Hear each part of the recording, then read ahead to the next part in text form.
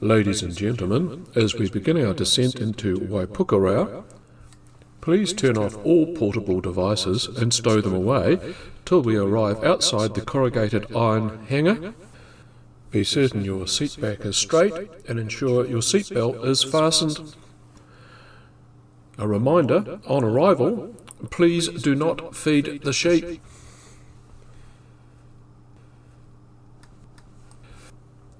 Like most low-density places around the globe, rural/regional airports, there are aplenty here in NZ. I will stick my neck out and suggest, without a shred of evidence, per head, private ownership of an aircraft, like cars, would be amongst the highest ratios in the world. And if you can't afford, say, a Cessna, have the self-preservation instincts to realise a microlight is death on wings, there will be a radio-controlled model aircraft club within walking distance. Kiwis are aircraft buffs. The airport or aerodrome or airstrip, all interchangeable terms, at Waipukurau, Hawkes Bay, North Island, is a case in point. An archetypal small town airstrip, in this case not too far from town, a couple of kilometres away at best. Since this has a relevancy to our story, State Highway 2 runs down one end of the runway.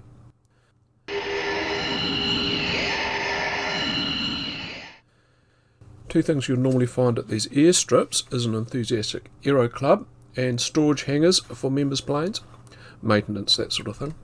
This one also comes with club rooms. London Heathrow or Chicago O'Hare, it is not. The grass runway is roughly 700 metres long. Neighbours include a pet food company. Looking at the period photos, when this all took place 50 years ago, compared to today, not a lot appears to have changed at the airport. The township, though, was a bit smaller, 3.5 thousand versus 5,000 today. Having driven down that main road into town around mid-morning, midweek, it's far from a sleepy hollow. As a rural service town, it can be quite bustling with activity, trucks rumbling along. There's a free advert for Waipukurau. There's a cool abandoned tunnel there. That's well worth a gaze. Now let's take our spaceship back to 1969, which, to preempt know-it-alls in the YouTube comments, is clearly impossible, since you can only go forward in time.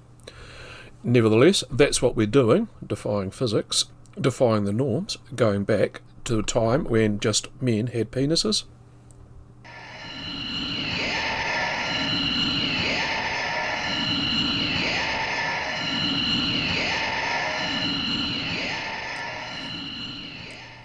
It's late at night, the wee smalls, Thursday the 30th of October 1969.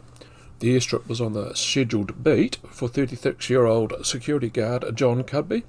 His German Shepherd accompany him as backup. I will read shortly, in an odd voice of my own volition, his testimony of what went on that night in '69. The first thing I thought when I read this, that perked my interest, was how reminiscent this recollect was to many a movie scene, a good 20 years before they were scripted. Anyway, let's now hear what he saw and heard in his words. Accompanied by my dog, I had driven the station wagon into the grounds of Waipukurau Aerodrome in the process of carrying out my nightly security check. On the way in, I noticed the dog appeared slightly disturbed, but as I'd also noticed some sheep in the corner of the paddock, I thought they must be barking at them or there was another dog loose. I drove up to the hangar with the lights full on, stopped, switched the lights to park, and then climbed out of the wagon. I immediately became aware of a noise like a vacuum cleaner running down, and the dog commenced growling. I didn't give the noise a second thought, as it occurred to me it was possible a train was passing on the nearby railway line, but it didn't stop altogether and developed into a faint hum. I dismissed this from my mind and walked to the hangar to carry out my check. The dog was beginning to growl all the more, but was still under my control. At the hangar, I was checking a glass panelled drawer when I realised that reflected in the glass were 3 lights, which I couldn't account for. Lights from Waipukurau Township are always reflected, but these 3 were somewhat new. I looked over my shoulder to locate them and saw the dog was now facing in the reverse direction and growling at the 3 lights, which were coloured 2 green and 1 red, the red being the centre one. It was then that I found the lights were coming from a large object hovering about 60 feet above the ground, and immediately associated the faint humming noise with this object. I stared for a few seconds, the dog now barking and growling, then ran to the wagon to switch on the searchlight. Although I carried a hand torch, I never thought to use it. The dog was now uncontrollable, barking, growling and running around in circles and completely ignoring my commands. In climbing into the wagon to operate the light, I gave my head a nasty bump, but managed to get the light on and sweep it up across the object. The action of the light hitting the object seemed to act as a switch, for immediately motors started up with a large whine and gradually increasing in sound until the noise seemed to go right through me. I saw the object was of enormous size, at least 60 feet across and 12 feet in height. It was enormous.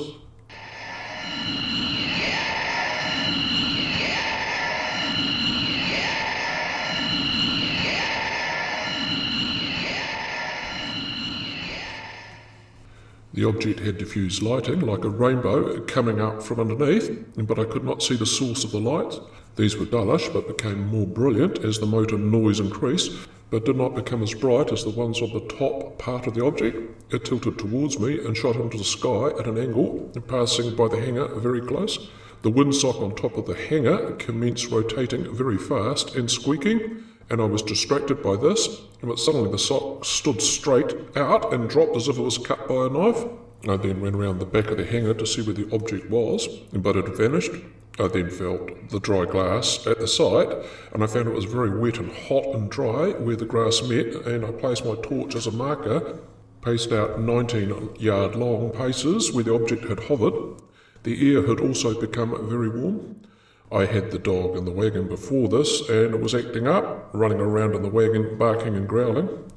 I drove off feeling really frightened, and with the odd feeling that I could have been on the moon, and I had seen something nobody on Earth had ever seen.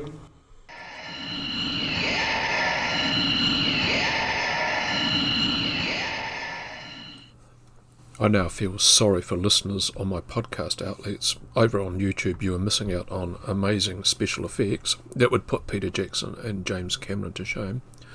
CGI is way overrated. Back to it. I'm sure you'll agree that bit about John Cudby's testimony about the windsock is eerily similar to many a movie.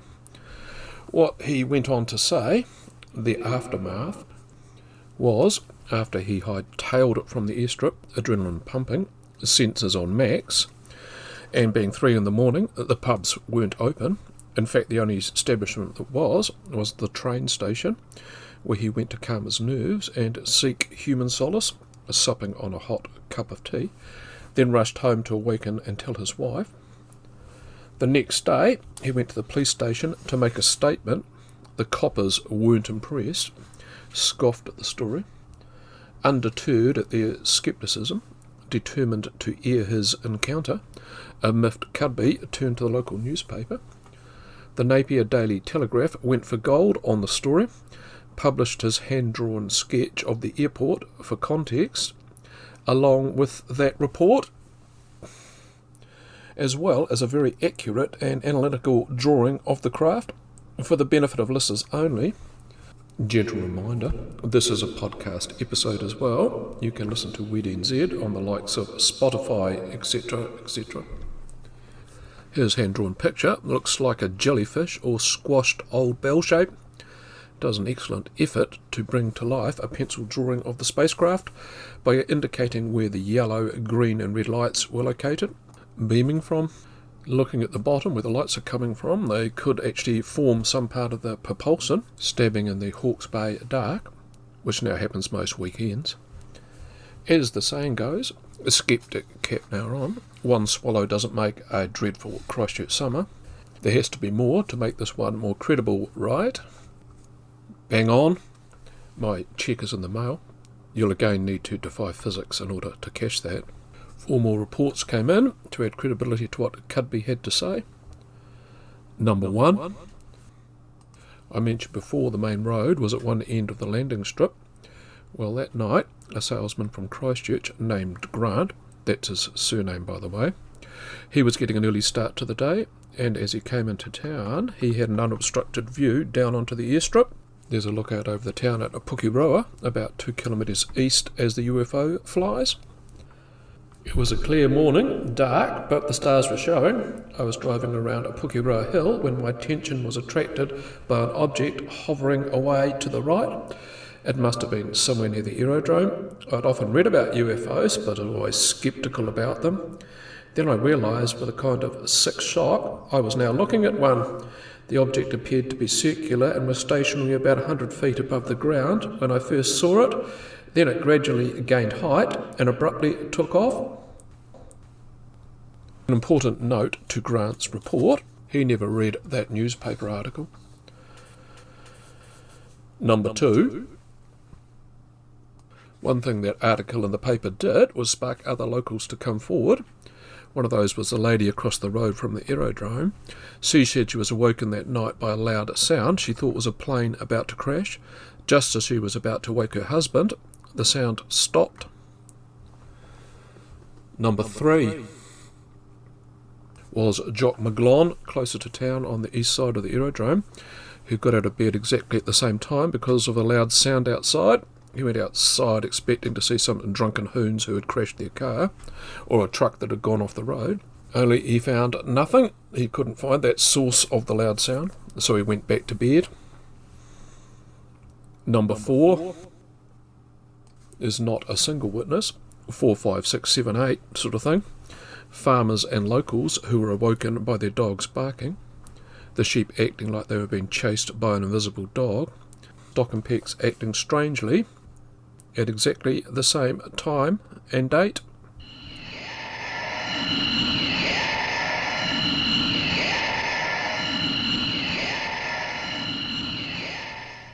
These other reports add credibility to the Foundation's story. In base form, they corroborated it. Something unusual did happen at that time and date, an unexplainable event from 56 years ago.